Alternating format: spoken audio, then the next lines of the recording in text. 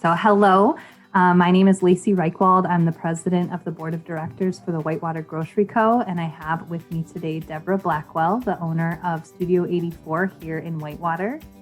And today I am speaking with Deborah because we are highlighting people in our community who have taken matters into their own hands. So first, would you just tell us briefly a little bit about yourself? I'm Deborah Blackwell, and I am the founder and director of Studio 84. We opened our doors probably 2009, I believe it was. But I'm a relatively recent graduate of UW Whitewater. I graduated in 2008, and then 2009 was when I opened up the studio. So I'm a Bachelor of Fine Arts degree and an art management minor. Excellent. All right. So what does it mean to you to take matters into your own hands? I think taking matters into your own hand it just means getting up and doing what needs to get done at any given moment, either a short term or long term. There's no waiting for someone else to do it. There's no saying it's not my job to deal with it or anything like that. But there also has to be a lot of responsibility involved in that, taking things into your own hands, because we need to know how it affects others and if it's even legal. I mean, we can take matters into our own hands because of a belief, but it could potentially be something that's illegal or irresponsible that could bring harm to others, or if we dealt with it on our own. So sometimes we just have to bite our lip and let somebody else who's of an authoritative position be able to take care of it. But and then there's the cases too where if it's someone else's job duty, well, yeah, I could take matters into my own hands and get the job done, but it's their job, so you need to let them do what their job is. So it's taking that personal responsibility along with getting things done in our life, no matter where we are, either politically, community-wise or personally, to make sure that we're not harming other people as well, or taking away other people's jobs. Right. Excellent point.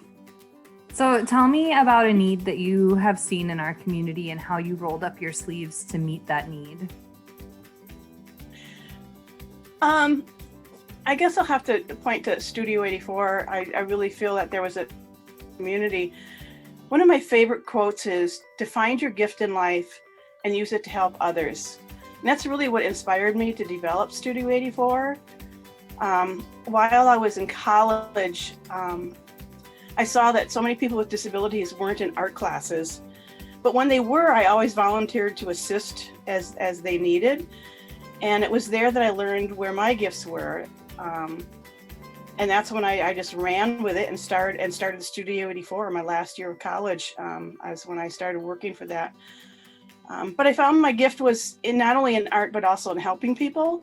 So I saw a need for programming with people with disabilities, where they could develop their creative side just like anybody else can. But the opportunities just for them were few and far between.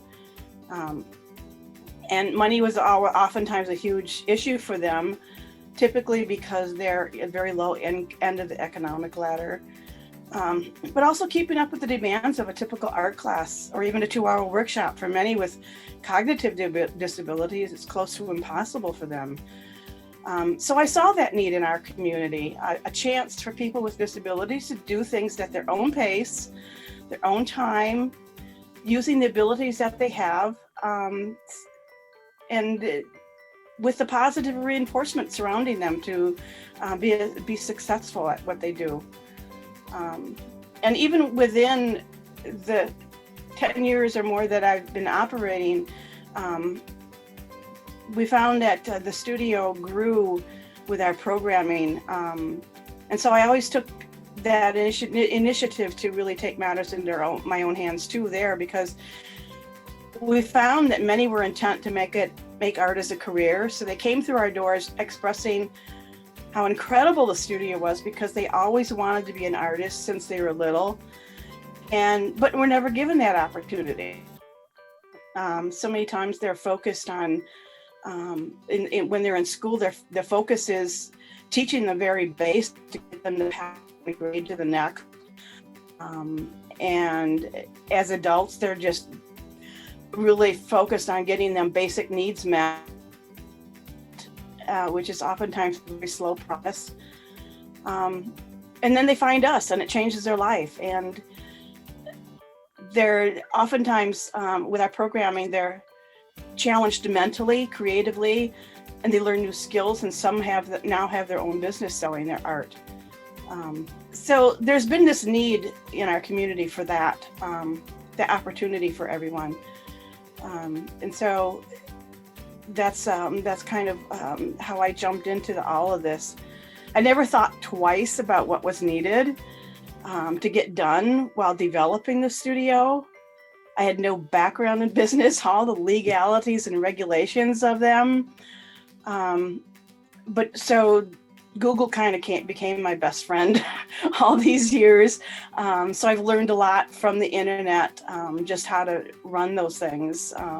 What do I do when I get employees? It's like, okay, here I come, Google. Here's tell me my answers.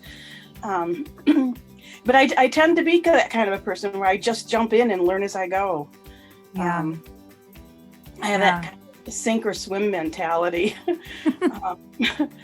So sometimes I come up gasping for air, but I just kind of tend to take a few moments to say, well, that didn't work, so let's try something else. Right. But that tends to be kind of my nature anyway, when I have to get things done. Yeah, I'm glad you mentioned that because that's really a big part of what has happened at the Whitewater Grocery Co. too. None of us that are involved have any grocery experience or experience developing a co-op whatsoever.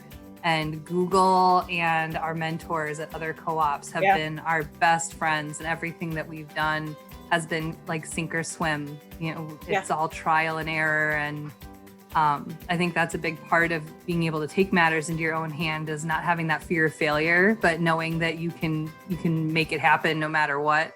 Yeah. And well, if we have a fear of failure, we learn so much from failure. If we take those opportunities and say, well, okay, this didn't work. I really blew that. Well, okay, how can I make it better? What did I do wrong? What can I improve the next time? Or what can I learn that will help us along the way? So it's really an important part of jumping in and taking charge of things. Yeah, absolutely. So what inspires you to take initiative? I just guess I tend to be kind of a self-reliant DIYer to begin with everything I do. And so when I see a need that I feel like I'm capable of handling, or something that's I'm passionate about. I've been passionate about art all my life. And then once I realized I really enjoyed working with people with disabilities, that's really what inspired me to take initiative, is that passion. And I think that's important with anything. When we find a passion and we find a need, that's where all the grassroots organizations start. The Grow too is the same way. It's grassroots, and it's passion and need that has made it grown. Yeah, absolutely. Well, thank you so much. I was happy to meet with you and learn a little bit more about what inspired you to start Studio 84, and how I know just from knowing you and reading in the press the big changes that you've made in our community.